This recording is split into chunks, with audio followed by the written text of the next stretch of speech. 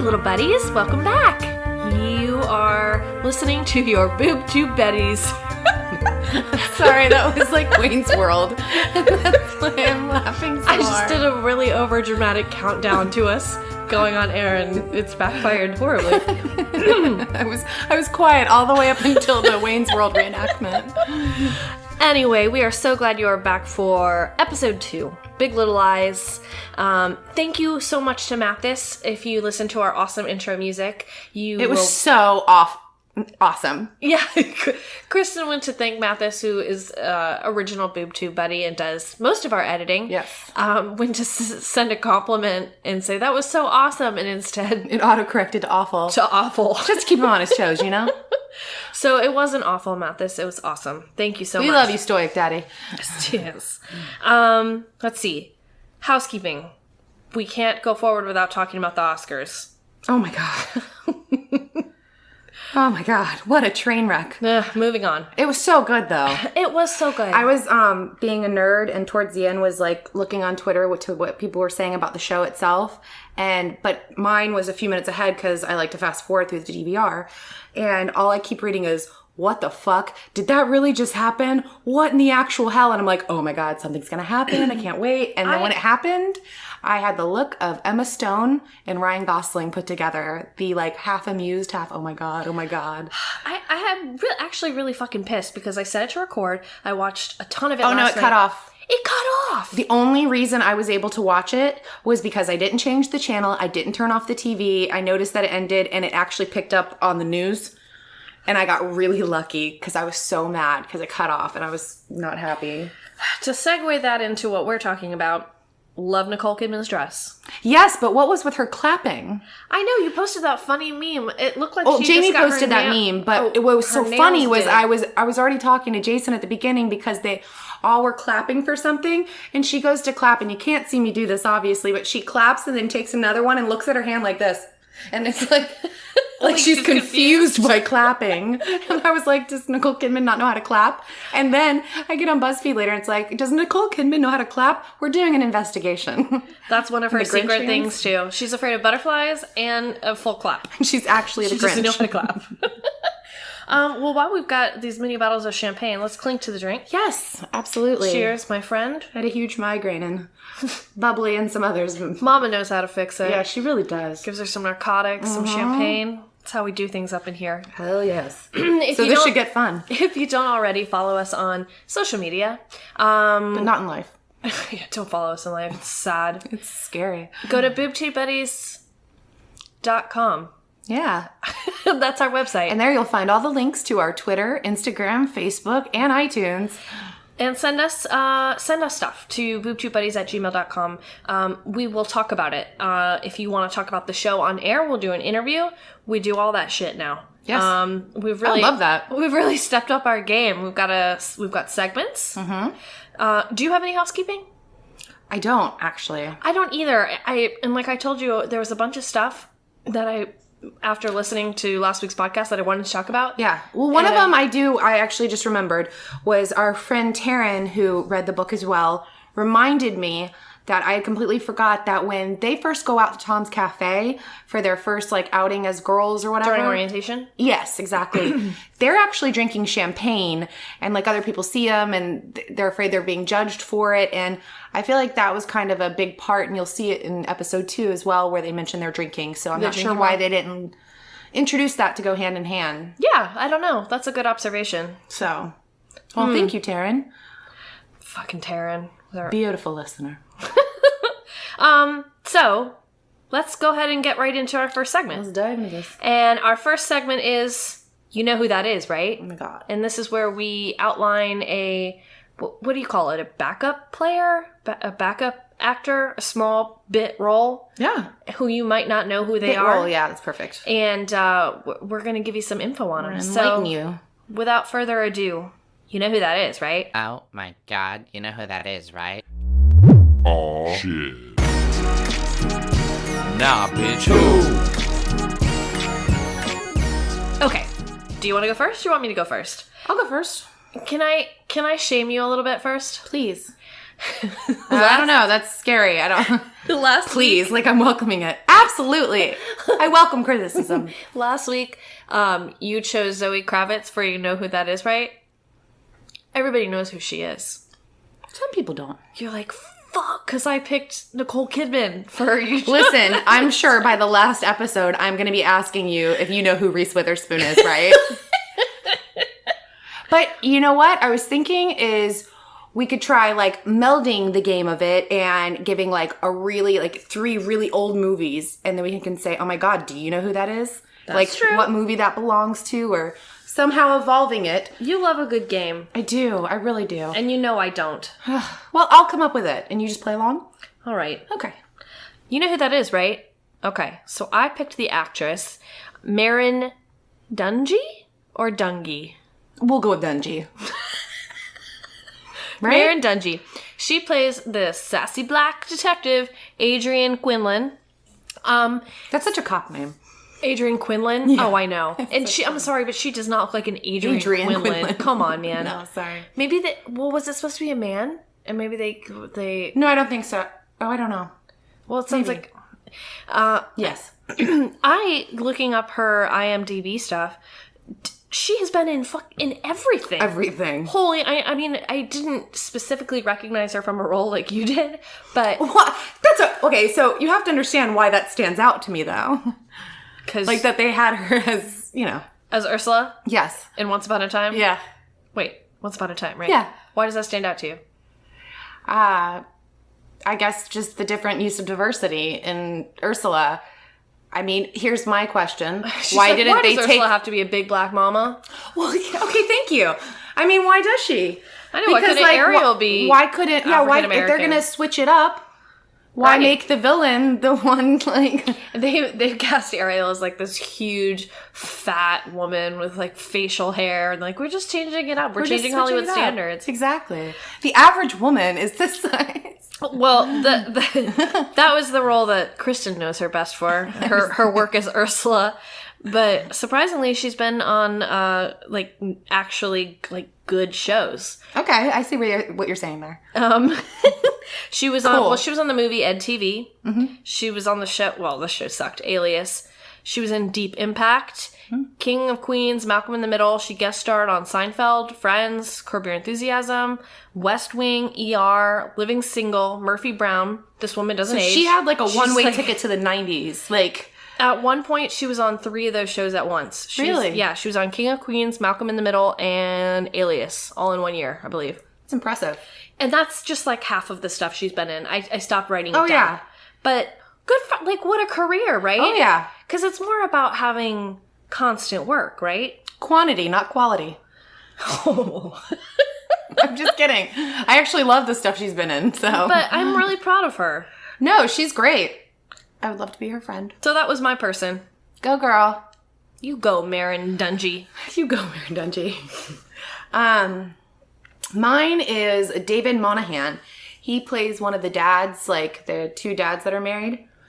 The 2 dads that are married? Yeah, there's like a gay couple in Oh, is that where one of the guy goes, I would sleep with Celeste? Yes, and that guy. He doesn't have that accent. That's really offensive. Which is odd because he's been in a bunch of stuff. He's been in The Dark Knight Rises, Revenge, Dexter, Rizzoli and Isles, just a bunch of stuff. But I know who you're talking about. What's weird is he plays a flamboyant gay man in all of those. Okay, so you ready for it? Yeah. Cherry. Ready for the cherry? He, for me, and any like late 90s kids, is best known as Jack's boyfriend in Dawson's Creek, Toby. So... I wasn't allowed to watch Dawson's Creek. What's that very simple term for being typecast? Oh, yeah. So, can they say typecasting? Is he's not even gay in real life. I don't know, honestly. He's like, God damn it. I have to get rid of these black-rimmed glasses. Exactly. He's been wearing them since he was Toby. Okay. Was that your... That's my, you know who that is, right? Because if you like Dawson's Creek, which who doesn't? I wasn't allowed to watch it. I wasn't allowed to watch 90210, but I was allowed to watch Married with Children with my dad. That's my shtick. I was allowed to watch it. Oh, I wasn't allowed to watch MTV either. I wasn't. Yeah. So. Oh, and look at us. We turned into, like, slutty people anyway. Yeah, Even exactly. without MTV. I don't need you, MTV. Well, I can do that by myself. I'm skanking on my own. All right, folks. Well, that was... You know who that is, right? Oh my god, you know who that is, right? Aw, shit. Nah, bitch.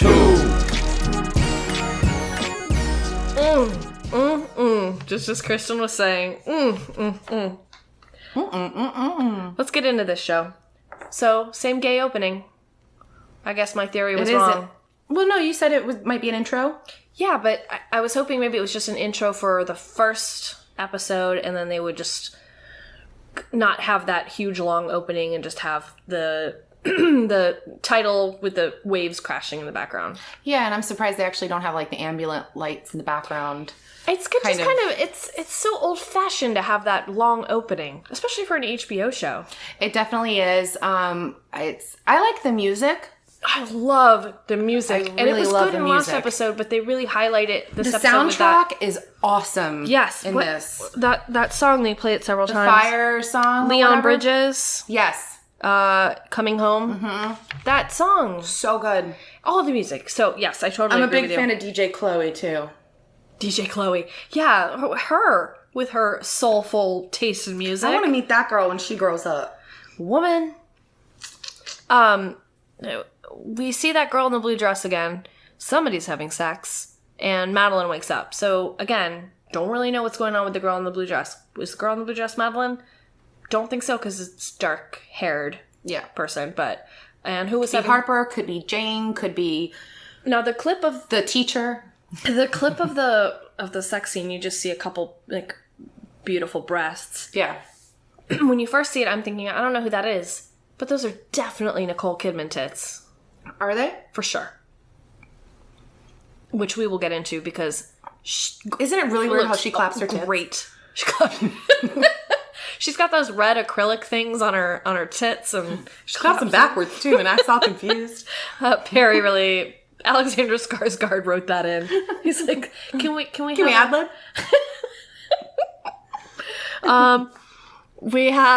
Okay, so you know how I said I'm not a huge Reese Witherspoon fan? Yeah. I really like her as a person. I think she's adorable.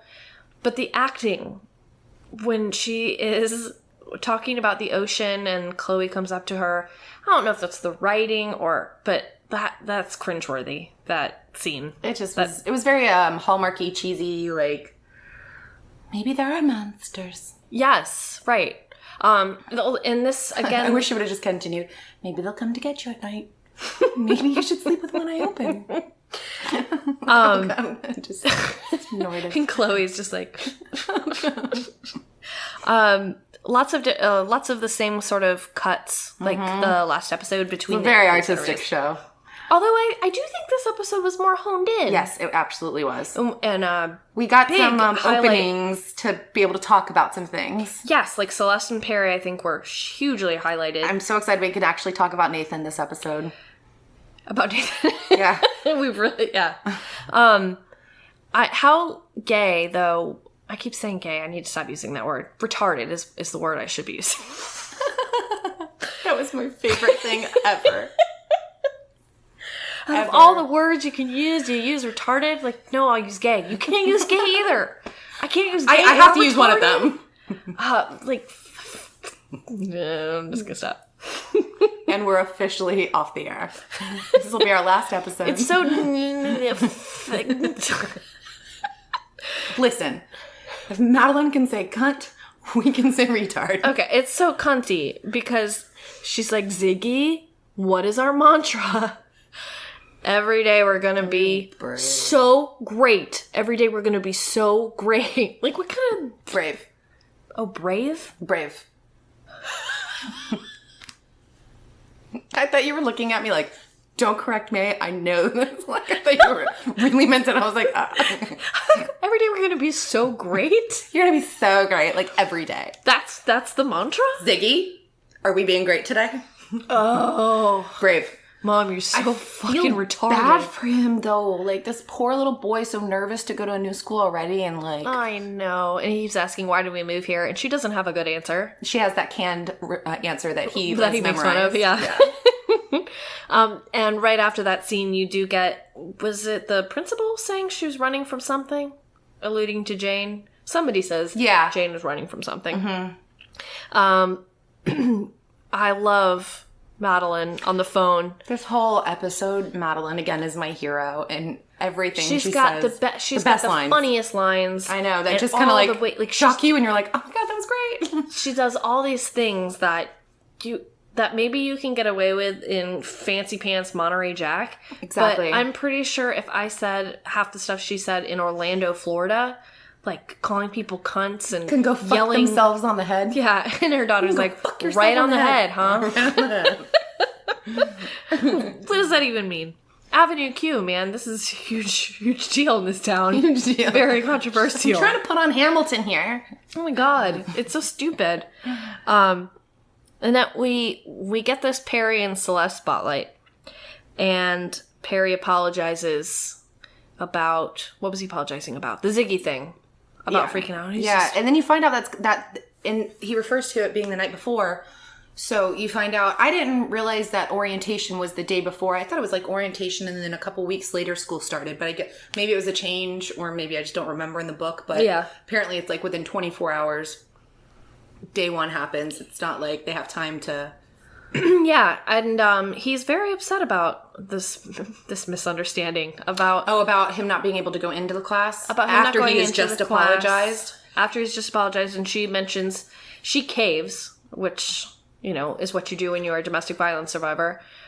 It seems very what do you call it? Like in a rotation, very routine. That's how it is. It's a cycle. It's a very well established domestic violent relationship, right? To where she's also still a strong character, or so she likes to emit from herself, but she's not as strong as she comes off.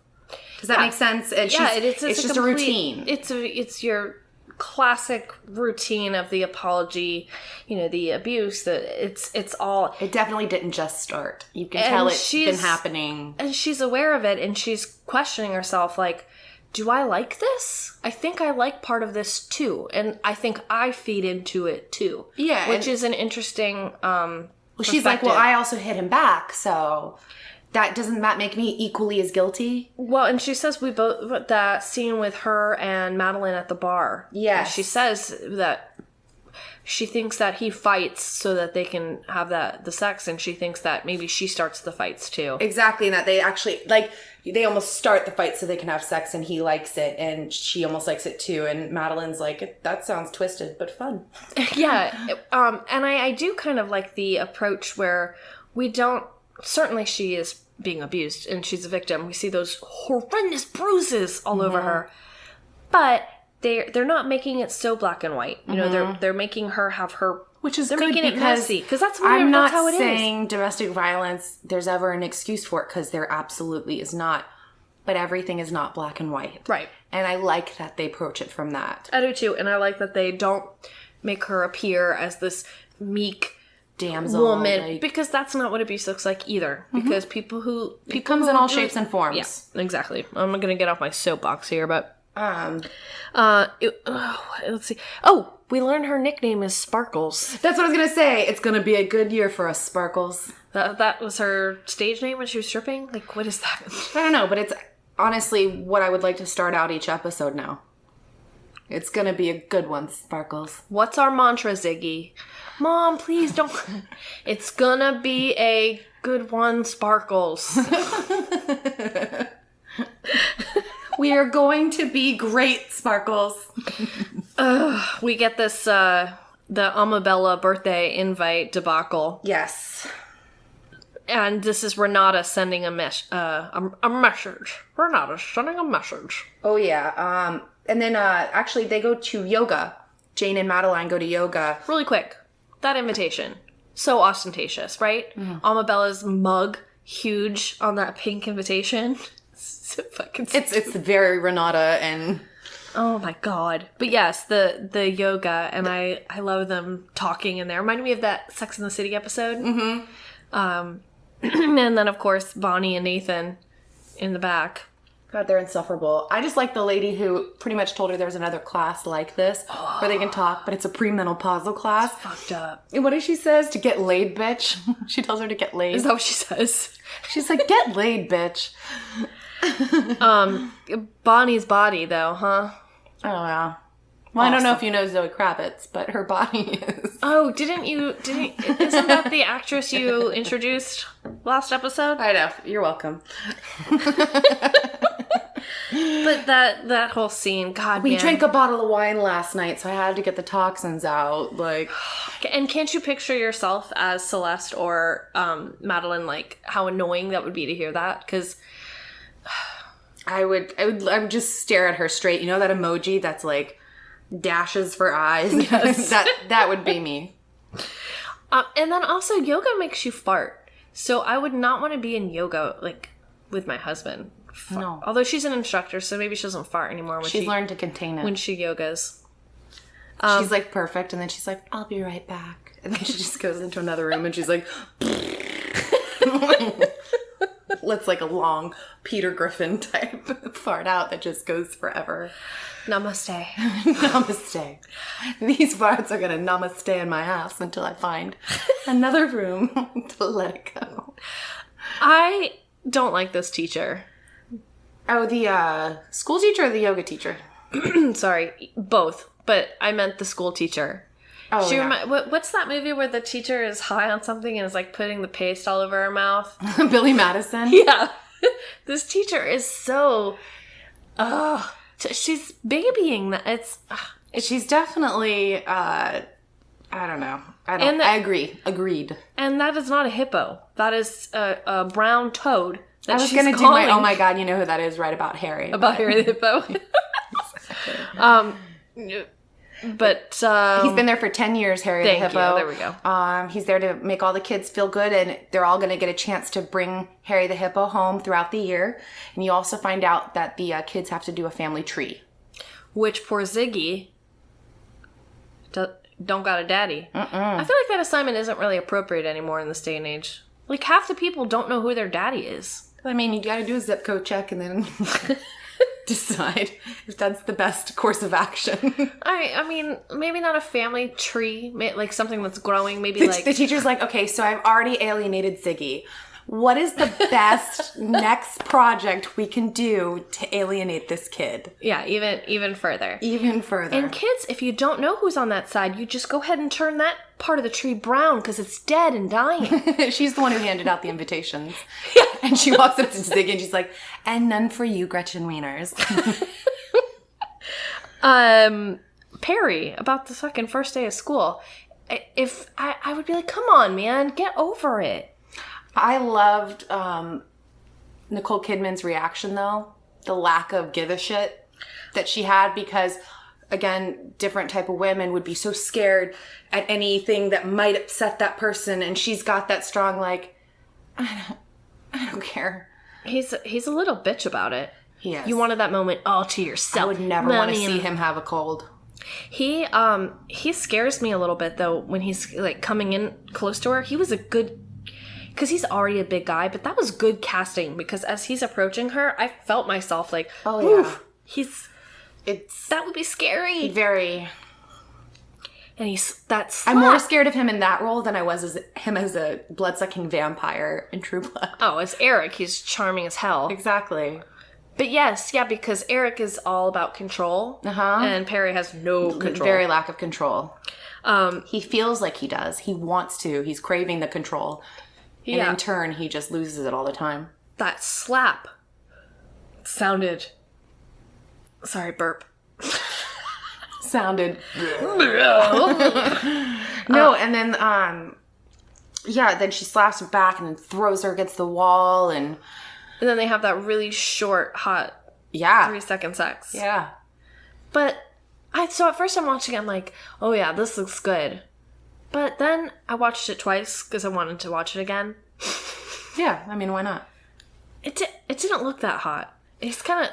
I mean, if you're trying to apologize or make up for something, last a little longer, bud. That's right. Yeah, I mean... Because I'm sorry, there's no way. The most unrealistic part of this whole thing would be that she came. Exactly. I don't really think that's possible when you're having stand-up sex. No. Thank you. Now, he's got to have one hand in front, you know what I mean? Too much? Demasiado?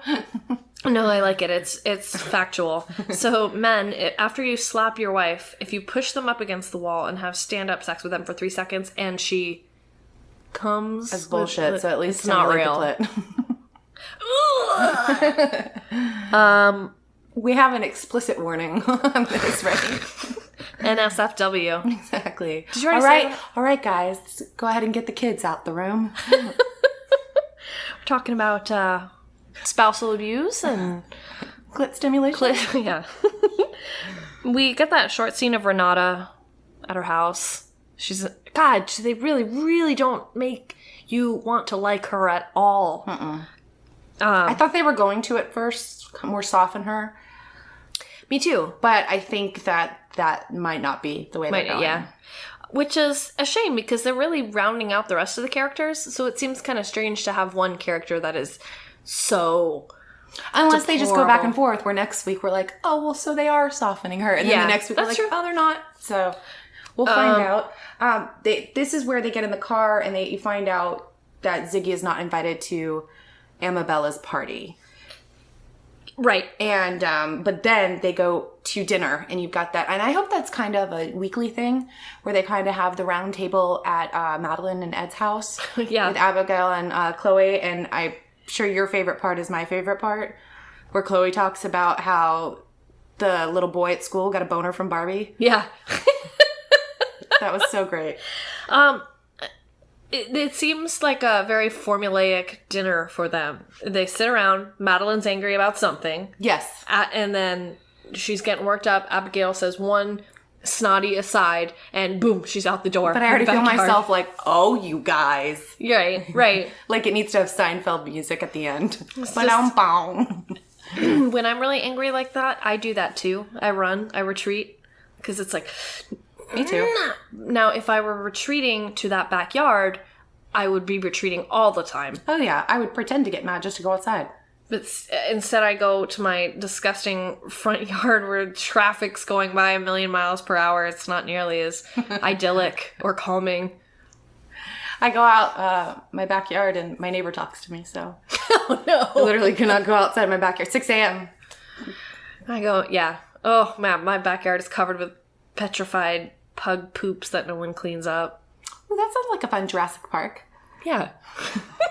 But I love this scene.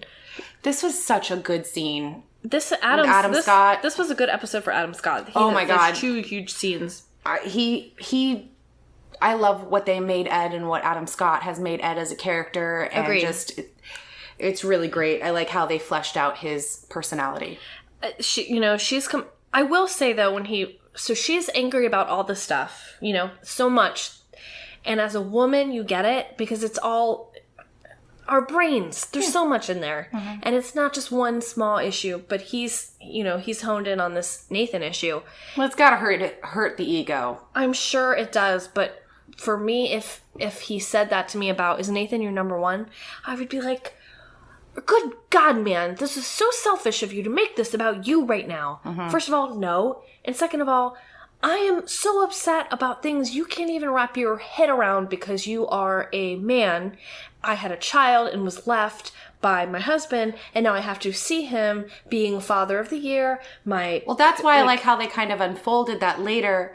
I liked how the episode unfolded because at first he was kind of bitching and talking to her about being underappreciated. Mm-hmm. And being there and being around's got to count for something. And he's totally right. And honestly, I think he was right in everything he said. And the reason I hold on to that is because how the episode unfolded. Yeah. To where she eventually did tell him why. Don't you see why this is happening?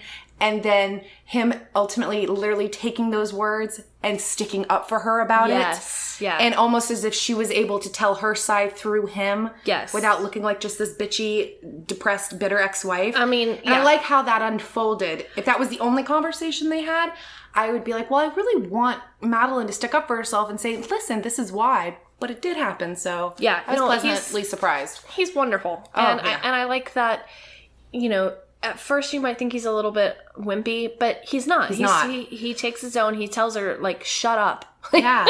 He's like that guy that you think is completely dorky and just kind of like, you know, trips when he walks into the door and like kind of, or quiet and just not a lot. And he's the best guy. Out of all of them. Steady Eddie any over fucking day of the week. Nathan. Yeah. Like, and maybe that's comes with age thing, but would never want whatever Nathan represents over absolutely what not. Ed represents. Younger me would have loved that, but where I am today, somebody making you a home-cooked meal and worrying about you, that's what I want. I want somebody, you know, right. That's what you're married for, to worry about each other. Yeah. And I just really like the stability that character brings. Well, it's not like you're with, like, a dorky Ed type. You guys have, like, that weird, crazy sex all the time. Oh, yeah. All the time. Well, it's true. What do we got here? We got... You can't see it, but we're actually having sex right now. I wouldn't be surprised. You guys are like animals. Celeste Boys. Oh, yeah, where she asks, did Ziggy hurt Amabella? And they immediately both. No, he's nice. Can he come over? Which is an interesting little interaction because she sort of pauses and, well, yeah, we gotta ask Dad, which we know is a minefield. Yeah. And she's probably thinking like, fuck, man, I'm gonna get... She brings him over and she's like, your name is Brian. If Perry asks, your name is Brian. It's not Ziegfeld. And then we do get that... Oh, did I just miss? Okay, that they both had a drinking problem. Yeah, they go meet up and to drink vodka. And God, what a life that would be. Hey, Beth, you got your nanny. You have your nanny, right? Okay, let's go get something to drink. I know. Let me go in from my beautiful terrace. You do the same. Oh, and so, and that's why I said that's why they should have been drinking champagne like originally in the book, because it would have just been another thing to add to it. But maybe they just took out the champagne and added the vodka, because I don't think that the vodka meetup ever happened. They've talked and they hung out, but I don't know if that ever happened. So maybe that was just replacing that. Her getting in that fight with Ed though, and immediately calling a friend and being like, "Let's get drinks." So realistic. I know, that is my life. Well, actually, when that happened, I'm like, I love my no. friends. Yeah, right. I love that I can do that as well. Right, exactly. And then Tom asks Jane why they're in the cafe, and Tom asks Jane why she moved there. And Ziggy does that. Yeah, schools are great to build a better life for her son. Blah blah blah. And then my favorite scene of the whole episode, when we go back to Madeline, Martha McKenzie, and Celeste, and we kind of already talked about it, where they're dissecting. They talk about how Ed and Maddie never have sex. Right, and she asks about, was it more passionate with Nathan, and she divulges about her and Perry's sex thing. Yeah. And then Renata walks up. This is my favorite scene of the whole episode, just because of Madeline, Martha McKenzie's zingas. Oh my god, yeah, and she's just ready. You know, Don't fuck with my daughter's birthday. I love when Renata says that. But I love how she's like, Chloe's the Pied Piper, so she like uses her as a pawn. So full of herself about that goddamn VA hospital. Yeah. And Celeste is the only one who's like, with reason. Yeah. But she was just waiting for Renata to finish talking so she could. And she's like, I want you guys to come to my dinner party. Oh, and you and Ed can come too if you want. Right. It is so good. But all those things she says, and she says, don't fuck with my daughter's birthday, and she walks away. Cunt. Excuse me? Wouldn't she Get fucked. Get fucked. Yeah, that was my favorite line. And then you know what it reminded me of? In college when we had Spanish together. This is one of my favorite memories. Me and Bethany have great memories. There, for some reason, our university had a bar in it. And they even had specials if you got like the 32-ouncer. And we actually had breaks between classes, and we had a Spanish class together, and we would get tanked before Spanish. Come in there, hola! And this fucking girl... Demasiado cervezas! This fucking girl complained. She went to the teacher about... us talking too much. About us talking too much. Well, Mama no likey. Mama called her a cunty, yelled it at her. In front of the entire class. Down the hallway, and then we got kicked out. Yeah. So sorry about that, Kristin. Oh no, it's cool. I didn't pass that class. I ended up having to make it up. I ended up having to try to test out, and that didn't work either. And so then I had to take it over again. But I will say, totally worth it. I bet if that girl that I called a con to was just trying to learn, saw me like waddling, huge, fat, pregnant, crying to my summer school Spanish class, I'm sure she's like, oh, there's man. that cunt. Man, Get fucked. That made her day. So, and then we kind of end that whole thing where they pan back to a police interview, and one of the girls say, I saw Madeline staring at that steak knife. Yeah. What do you think? You think it's a good time for a break? Yeah, let's do it. Okay, so we're going to go to our next segment, which is... I have to look it up. It's all brand new. It's a whole new world. And one big little lie. It's so good. I do, I like Two it. truths and one big little lie. Yes. Let's play a game called 2 truths and 1 big Little Lie. 2 truths, 1 big little lie. This is officially my favorite thing we do. I know, I love it so It's much. really, really fun. And fun to put it together, too.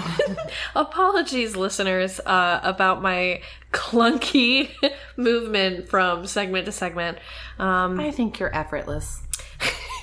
Adam, the Boob Tube Buddy, he's so like fastidious and like he's so professional and good and trying to do like all like set up all the stuff. He's the one that did the intro music for both segments, Which I love. and I'm like trying to do him proud and I'm stumbling like. And our next segment,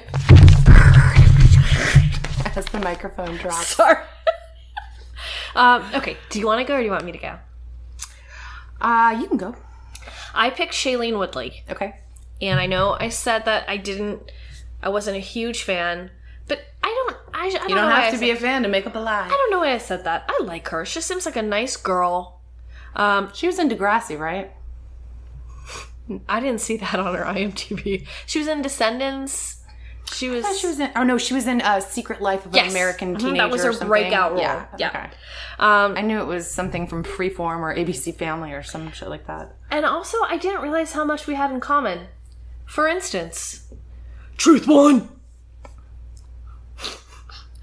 A girl after my own heart, Shailene Woodley, was diagnosed with scoliosis at age 15.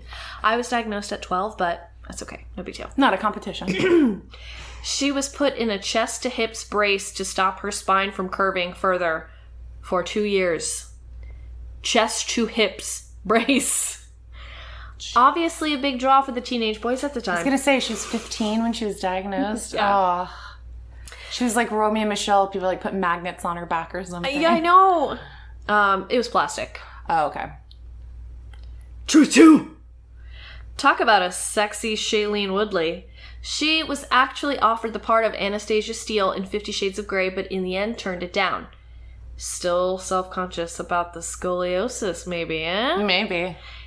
It's actually a shame we'll never know, because I would have loved to, like, see that spine. Like, spine goals. Nothing turns me on more. And some sexy rebranding of the affliction. Absolutely. Definitely take away the stigma. Yeah, man. It's tough being curvy. Not curvy in a good way. I still have a flat ass. Just That's my favorite thing ever. Curvy girl. I'm gonna, if I ever have a brace, like if I go that route, I'm getting curvy a girl. magnet that says it's tough being curvy. That's my favorite thing. Truth 3. If you don't know this about her, she is a huge health nut. She only gets her like food from farms. She's like non-dairy, non-this, non-that. Makes her own toothpaste, that kind of shit. Okay. Organic everything, you get it. Well, being diagnosed with HPV, which is very common. This girl's had a tough break. She heard from an herbalist or Somebody wanted to bang her when she was young because she's so curvy. her herbalist that vitamin D is great for combating genital issues. So she likes to lie out in the sun naked to give her body a little vitamin D. And those are my 2 truths and my one big little lie. So, Kristin, which is the lie? I can't stop giggling. Can you say the third one more time? She's a huge health nut. Yeah. Makes her own toothpaste, organic everything. She was diagnosed with HPV, and she heard from an herbalist that vitamin D is good for combating genital issues. So she likes to lay out in the sun to give her body vitamin D. Gotcha. And I bet she likes to give her body the vitamin D. That's how she got HPV in the first place, that vitamin D. Okay. I'm going to tell that to Adam one night when I'm drunk. Give me that vitamin D. I'm going to go with the last one. God damn it! Fucking shit. I thought I was going to throw you off with it, yeah. Well, the fact that she had scoliosis and HPV. The thing is she does lay out in the sun to combat genital issues, but she doesn't have HPV. Oh, see, that's the part I thought you made up. No. It's the HPV part. Yeah, it was the HPV that threw me off. I'm like, damn, girl. I feel so bad for you. All right, well, Kristin, you get a star on that one, so that's what you're one up on me now. I'm going to be dressing up like Elvis. Hey, we could just be tied by the end of all this. All right, let's hear Again, I have really detailed truths and lies. Do you? No. I really But that makes it harder. The more details you give yourself away. That's why I try not to. All right, let's hear them. Because, like, all of a sudden go on a tangent and then the raccoon came in and stole the piece of popcorn. I really thought I was going to get you on that one. It just seemed like too hard of a life after a while. Okay. I did mine on Mr. Adam Scott. Truth 1. Steady Eddie. Steady Eddie. Truth 1. He is an Aries. Okay. These are... Okay, go. He's an Aries, all right? Yeah. Truth 2. Adam Scott played a love interest to Michelle Williams in Dawson's Creek.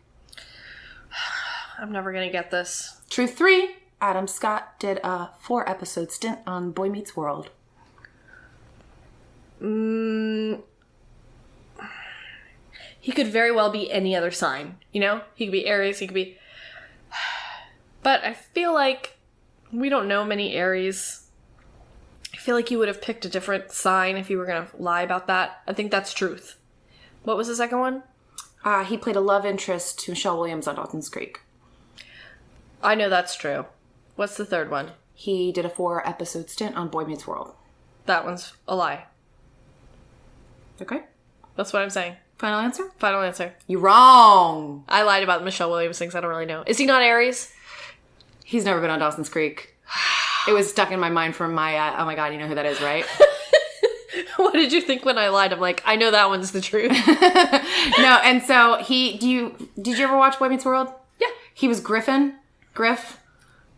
If you see him on Boy Meets World, you're going to be like, oh, I didn't even remember him. And then it showed a picture. See, look, I'm showing her a picture from Boy Meets World. And I'm like, I almost remember him on there now. Okay, so she's showing me a picture on her phone. He looks like Andrew Garfield. Oh my God, he does.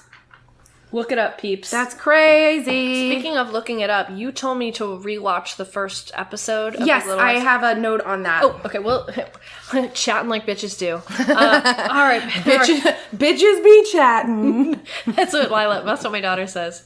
But, it's on her backpack, right? I got her that bumper My sticker. husband always says, bitches be shopping, or Bitches be chatting. So, but she says, all right. Do you ever watch Happy Endings? That was 2 truths. Oh, yeah. And 1 big little lie. And one big Little lie.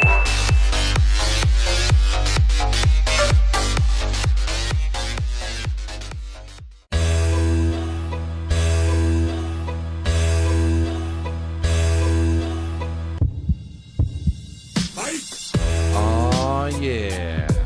Get your free month trial to Audible at www.audibletrial.com/boobtubebuddies. Why the funky beat, you ask? I wanted to download the book Making Music Your Business, a guide for young musicians, but first, I wanted to see if I had what it took to make music. English, motherfucker! I guess some of us just don't got it.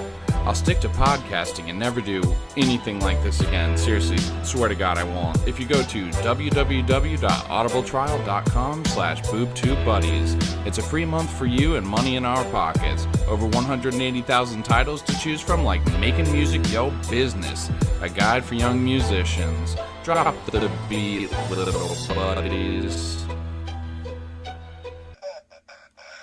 Okay, have I ever had a happy ending? Is that what you asked me? Yes, I've had several, thank God. That's exactly what I asked. Moving on.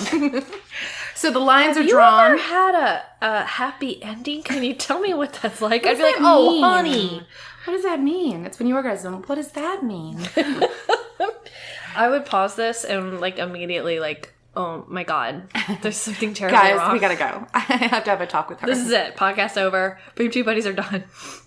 This is the most important thing. I'm never hanging out with her again. Oh, this poor girl. So the lines are drawn and the war is on. Ed and Madeline Martha McKenzie are in their bedroom talking, and Ed pretty much calls her a drama mama, looking for a fight wherever she can get it. I'm struggling to find myself in my notes. Oh, it's okay. And he pretty much talks about, if it's not Nathan and Bonnie, it's Renata, and you're using our kids as pawns to be able to get your way. And that's where she almost says, listen, it's not about being in love with Nathan. It's not about that. It's that I have to raise Abigail all on my own because one day he just didn't come home. All of a sudden he's doing yoga. And back when I knew him, the only walk he took was when he went to go walk out the door. Yes. And that's where it's finally unveiled of where this anger comes from. She's not just this like sad little bitter ex-wife. She has shit to back that up.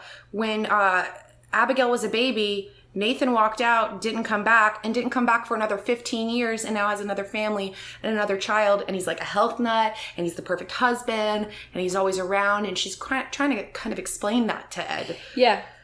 And you can't tell in that episode or that scene that it actually gets through Ed's head. Yeah. Is he ignoring her or is like, and then you get to the confrontation with Ed and Nathan.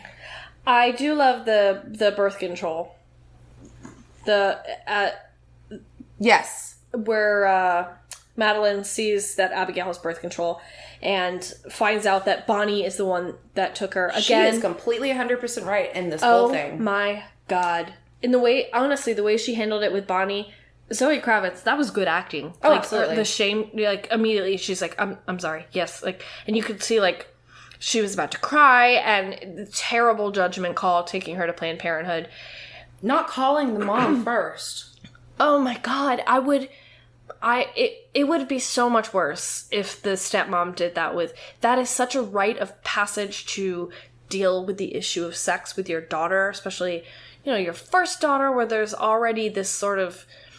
I think that's a huge thing. And if you want to be on Madeline's good side, because here's the thing, as a woman, you know that you're not in the wrong because you're not the reason that family broke up. But you do know what happened. And you have to put yourself in her shoes. And not only did she lose a dad for her daughter for so long, now you're taking the big steps with her just to win points. Well, and essentially villainizing mom. Yes. You have a daughter, let's face it, being a woman sucks. And you have that protective, like, I will always be there to answer these and handle these situations. That's my job as a mom. Yep. And for someone to just come in and yank that from you and then have your daughter resent you for, oh my God, my heart was pounding. I know. It's awful. And I loved it. I loved the acting. Her reaction was perfect. The acting is amazing in this. And I know I have said I don't always love Reese Witherspoon's acting. Mm-hmm. I thought she did an awesome job right there. Yeah, I mean, all it really took was a courtesy call. That's it. A courtesy call, and more than that, what you say is... Madeline can say no. You can say, honey, you can, if I'm Bonnie and you are Abigail, we can talk about, I'm your stepmom, we can talk about all this stuff, but this is something so important that a mom you should really do with their need daughter. to... Yeah, and I know that it would mean something to your mom, and I would be really upset if Sky went to, her hypothetical stepmom. Exactly. This is something that you, like, that's what you say. Exactly. Agreed. Then they're back in the cafe, and Celeste pretty much tells her to let it go. And then finally, my favorite line from the trailer when they've been showing it is finally said. What does she say? I love my grudges. I tend to them like little pets. And I love how Celeste gets crazy in the background. Never forgive. Never forget. Well, and Jane says something very telling. Jane agrees and says that she doesn't forgive either. Which I think is a revealing character moment as this moves forward. Absolutely. You know, we don't know why she's here in this town. We see that there's some aggression with the knife. You're getting a feel for her real, true emotions, and things like what you just pointed out is slowly telling you. Right. And this is when Madeline says Tom's gay. Yes. Which is a shame because Tom and Jane were flirting beforehand.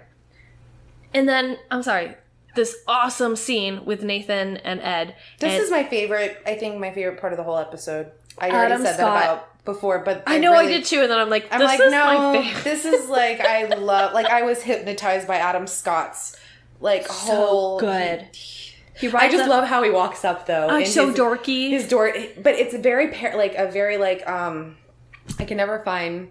I need to listen to your Audible book because I can never find the right words when I'm actually recording. Oh, I know what you're talking about. I know big words, I promise, but what I'm going to say for the stark contrast between Nathan and Ed. Motorcycle jacket and bike with helmet. Right, with a mirror on Exactly. it. But, you know, Ed comes out looking like the much bigger, tougher, better man. Yeah. Just the way he handles it. And he totally sticks by his woman, and he essentially repeats everything that was said to him the night before. And that story about getting bullied and how he wished he'd beat the shit out of that kid, and he's always looking for the chance. It's a shame that it hasn't. So good. And then he leaves, and Nathan is just like slack-jawed, like, what just happened? And it's not till he's gone where he's like, son of a fucking ass, that fucking shit. He's a big man. I love it. Yeah. I love that he calls Ed Mr. Sensitive, and he's like, the fuck you just say? Mm-hmm. Like, you could see it. Catch me outside. Catch me outside. How about that? I wish you would have just said that instead. That would be so weird. That would have been so weird. We're going to interject with pop culture references that are current to the time. And so they just dub over it. He's talking and it's just that girl's voice. Sorry, too much conjecture. Stupid. Cash me outside. How about that? Stupid. Oh, God. And then you get to the community theater where you find out... That mayor really cares about not funding Avenue Q. That's the guy. That's the guy who, like, in the cafe where I was like, who is that? And why that's is he the mayor? Like, no, the guy she's talking to, her, like, partner in Avenue Q or whatever. The director? Is that the director? That is the same actor who was, like, peering out of the cafe where I told you to rewatch it. And I'm like, who is that guy? He's like, what is she doing in here drinking? But it made it look like he was looking at her. Did you watch it again? Here's what no, I didn't watch it again, but that's interesting because I watched this scene with the two of them twice. The first time I watched it, I wrote, they're flirting with one another. And then I reread my notes. I'm like, I'm going to rewatch that and see if I think that. And I'm watching, I'm like, oh, they're not No, there was some sexual tension going on there. Almost like he, like, was hypnotized by her magnetism. And then she sort of feeds into that and leans into him. There's something there. I wonder if they're going to add anything there because of that telling look he gave in the first episode. Or maybe he just was overacting. I don't know. He's holding the skull from Hamlet. Is it Hamlet? You didn't or is it see that? I don't know. Whatever. Play it. I'm so fucking dumb. But we get our Disney... She does find out that there's Disney on Ice going on the same weekend as Renata's... Or Emma Bella's birthday party. This is a huge power move. I'm sorry, but that is like... Yeah, so she plans that, and then I laughed so hard. The scene at Renata's house where her friend, Harper comes to tell her what Madeline's done. And then Renata is pissed, but she understands. And then Harper keeps talking. Like, exactly. I said thank you! No, for you! And then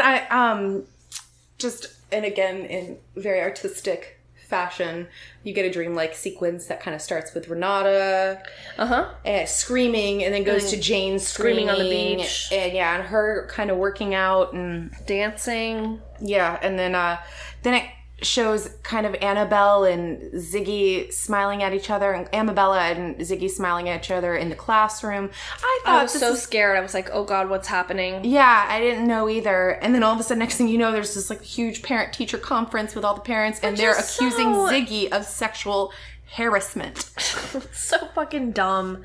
There would never be this. No, Madeline's like rant afterwards, like, oh my God, we're 6 years old, everybody tries to kiss everybody, like, that's the realistic. Did they even kiss? They danced.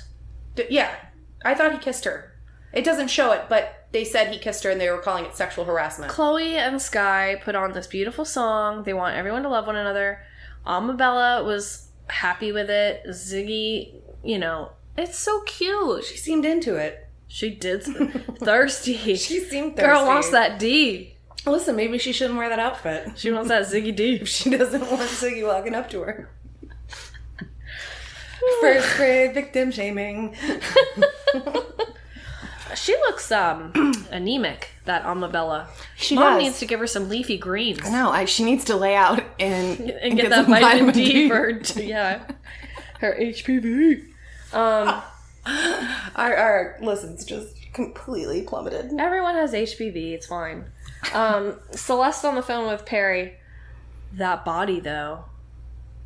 I mean, it's what she's paid for. That soft skin.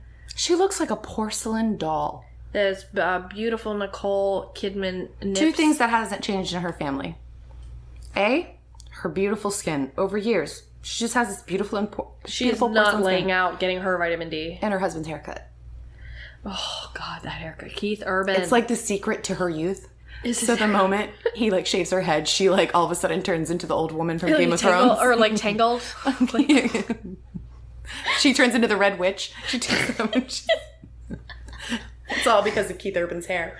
I didn't notice on the first watch that the reason she stopped kind of pulling out her tees for him is because she catches sight of the big bruising on her shoulders. Oh, I didn't notice that. I thought she was just like kind of stubborn and so you get 5 seconds so you don't get mad at me. No, she turns. I didn't see that. She did a little sexy shoulder move, and then in the mirror, it's all black and blue back there. I'm sure she bruises like a peach. She's so small. Yeah, she does. And before in the teacher conference, Renata threatens to get an attorney and take legal action. That poor principal. I love how he calls out Madeline, though. He's like, "Oh, shocker! Your daughter likes to get in other people's business." I'd be like, "Excuse me?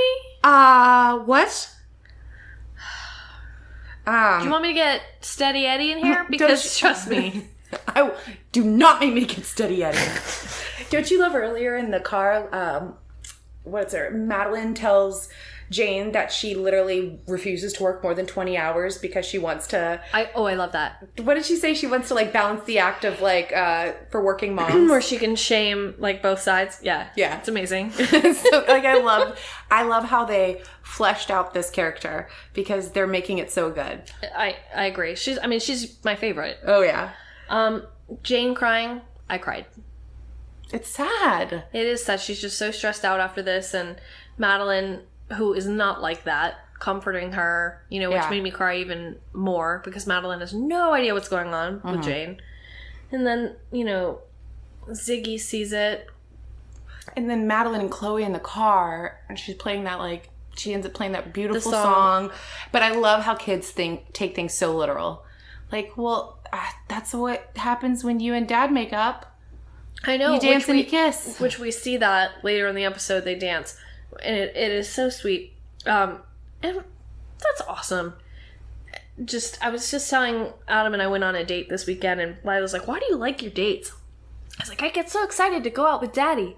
And modeling that sort of behavior for your kids, it's so important. And even stinky ass Abigail walks downstairs and sees the moment. That was a sweet moment. Right. I mean, and I think that even because she told Ed he's the one. Yeah. He finally told her what he needed to hear.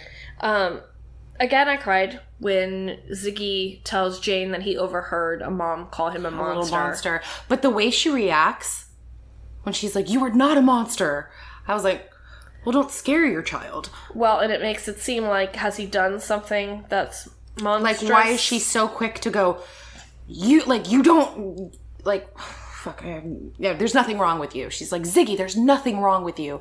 And it's almost like she's trying to convince herself.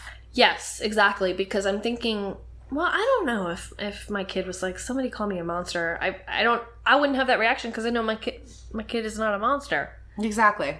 Although I do want to kick the shit out of a little kid in her class. Yeah. Told her teeth are so yellow, it looks like she bit the sun.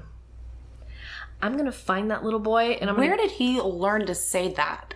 I'm going to get down on my knees like Renata did, and I'm going to threaten him. Grab his little chin with my nails.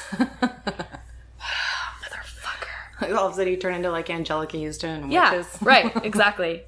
Motherfucker. It's great.